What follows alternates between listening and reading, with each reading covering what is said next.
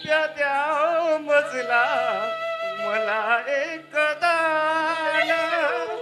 1 रुपया द्या हो मजला, मला एक दान. बाबा, बाबा, ताई 1 रुपया द्या ना. ताई 1 रुपया द्या ना. बाबा 1 रुपया द्या ना. 1 रुपया द्यायची. बहुत दिवस झाले कोणी पैसा देत नाही. भुकेच्या व्याकुळ झालोय. द्या हो 1 रुपया द्या. द्या ना हो 1 रुपया. नका देऊ पैसे, मला तुमच्या पैशाची गरज नाही. मी स्वाभिमानी शेतकरी आहो, परंतु माझा मला हे परिस्थिती जी आली ना, ती तुमच्या राजकारण्यामुळेच आली. अहो, हे काळ होता जिथं माझ्या घरी 4 माणसं खायला राहायची. अन्नधान्याला काही कमतरता नव्हती. मी स्वतः पंक्तीमध्ये वाढायचं. पण आज ही परिस्थिती आली.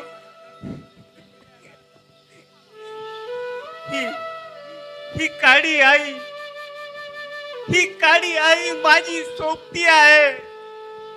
जेव्हा मी एकटा राहतो तेव्हा हीच मला साथ देते.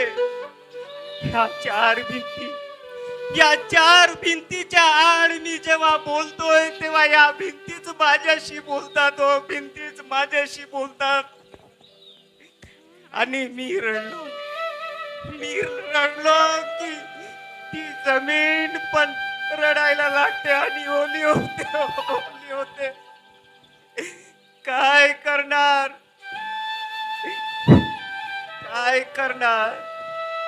अहो, भर जवानी मध्ये बायको गेली हो.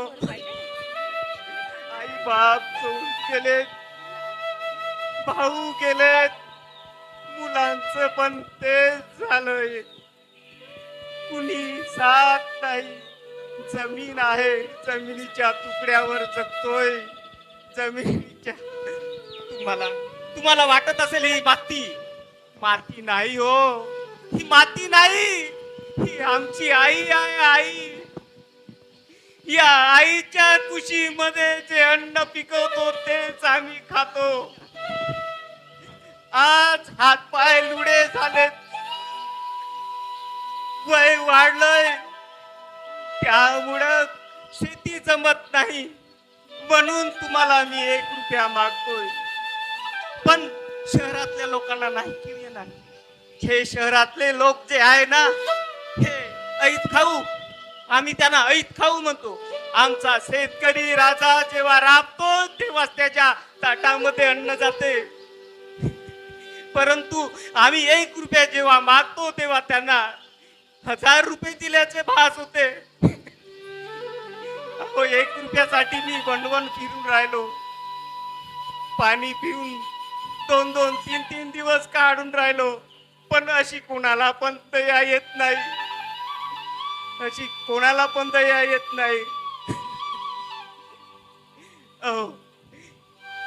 तुमच्या शहरामधील लोक 1 रुपया द्यायला मागे पुढे पाहतात.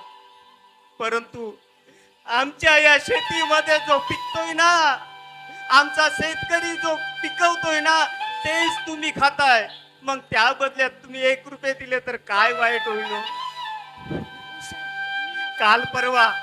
काल परवा आले होते सरकारी अधिकारी आले होते.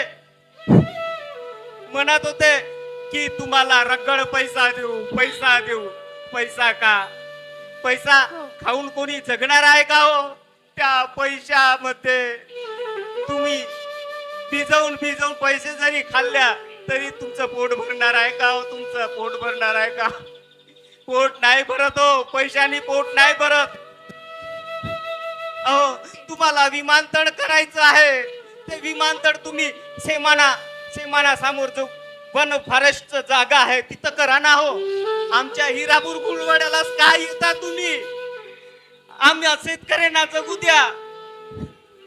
आमची जमीन गेली तर आम्ही खायचं काय? आणि पिकवायचं काय? आमच्या सुपीक जमिनी तुम्ही राजकारणी लोकांनी हडप करण्याचा प्रयत्न करून राहिले. अहो, आम्हाला विमानाची गरज नाही. आम्हाला विमानाची गरज नाही. आमच्या बापांनी पण जमिनीच केले, त्याच्या बापांनी पण जमिनीच केले आणि आम्ही पण जमिनीच केलो. मातीत घाम काढलो, मातीत कष्ट केलो आणि एक दिवस याच मातीत आम्ही जाणार आहोत. आमची जमिनी हिसकवू नका, कारण तुमच्या शहरी लोकांना आम्हाला पोचण्याची हिंमत नाही. तुम्ही जेव्हा 1 रुपया देऊ शकत नाही तेव्हा पोचणार कसे हो? पोचणार कसे? काल अधिकारी लोक आले होते कागदाचे तुकडे घेऊन आणि म्हणत होते की सह्या मारा म्हणून. कसा मारू हो सही? माझी ती माय आहे. मायला मी माझ्या जिवंतपणी विकणार नाही हो, मी देणार नाही. अहो, तुम्ही विमानासाठी प्रोजेक्टची जागा म्हणून ती निश्चित करता. प्रोजेक्टची जागा म्हणून निश्चित करता आणि ती प्रोजेक्टची जागा आम्हाला माय आहे. ती तुमच्यासाठी प्रोजेक्टची जागा आहे. आम्हाला विमानतळ नकोय. आम्हाला पोट भरण्यासाठी जमीन हवी. जमीन. अहो, याच मातीमध्ये माझ्या आईचे पावलं उमटलेत, माझ्या बापाचे पावलं उमटलेत, माझ्या लहान लहान लेकरांचे पावलं उमटलेत आणि याच मातीमध्ये आम्ही घाम काढले. आई, शेती ही माझी आई आहे, माती ही माझी आई आहे.